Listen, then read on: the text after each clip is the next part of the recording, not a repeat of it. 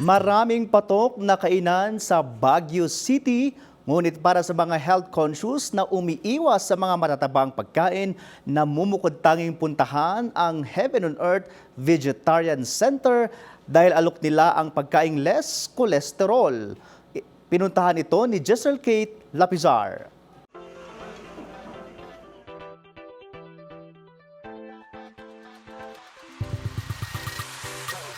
You are what you eat. Kaya naman marami sa atin ngayon ang pinipili ang kanilang kinakain upang masigurong gumanda ang ating pangangatawan. Iyan naman ang layunin ng Heaven on Earth Vegetarian Center. Nais nilang patunayan na hindi kailangan ng karne upang maging masarap at masustansya ang pagkain. Malaking pasasalamat ni Aling Didi na mayroong naghahain ng vegetarian-only option para sa mga katulad niyang vegetarian. Anya, pili lamang ang mga kainan sa lungsod na tulad ng Heaven on Earth at talaga namang nakakatulong ito upang hindi sila mahirapang maghanap ng pagkaing naaangkop sa kanila. Masarap, very healthy, at saka very good for the mind. Physically, mentally, and spiritually, you become very healthy. Since at the age of 25 years old, I was already a vegetarian.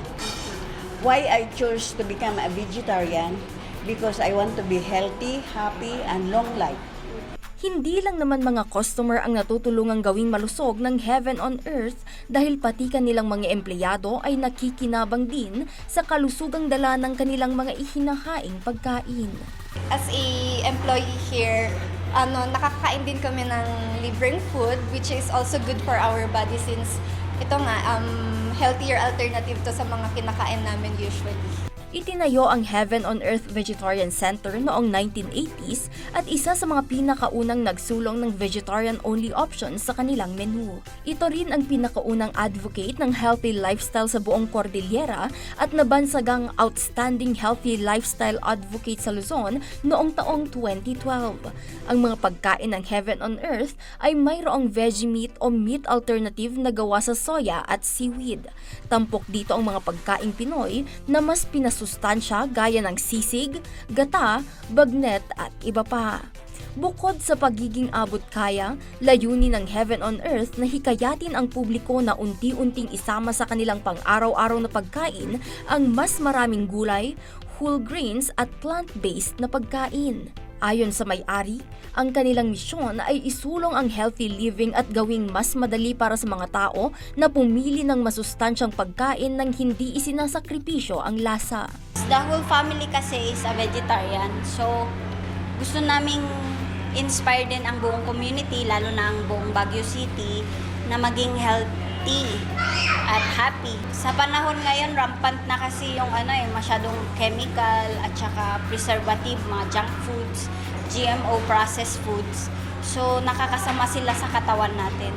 Aniya, ang pagkain ng mas maraming gulay, prutas, legumes at whole grains ay maaaring makatulong sa pagpapanatili ng tamang timbang, pagpapababa ng panganib ng sakit sa puso, high blood pressure at diabetes. Sa kabila naman ng lumalaking bilang ng mga vegetarian at vegan sa bansa, marami ring regular na meat eaters ang bumibisita sa Heaven on Earth upang subukan ang kanilang mga pagkain. Yung benefit ng pagkain ng fresh na gulay at saka mga prutas, tayo rin lang. So, you are what you eat. Kung ano yung kinain natin, yun din ang kalalabasan ng katawan natin. Kung gusto natin ng healthier options at saka gusto nating mas maging healthy, choose Heaven on Earth Vegetarian Center. Jezreel Kate Lapizar para sa Bayan.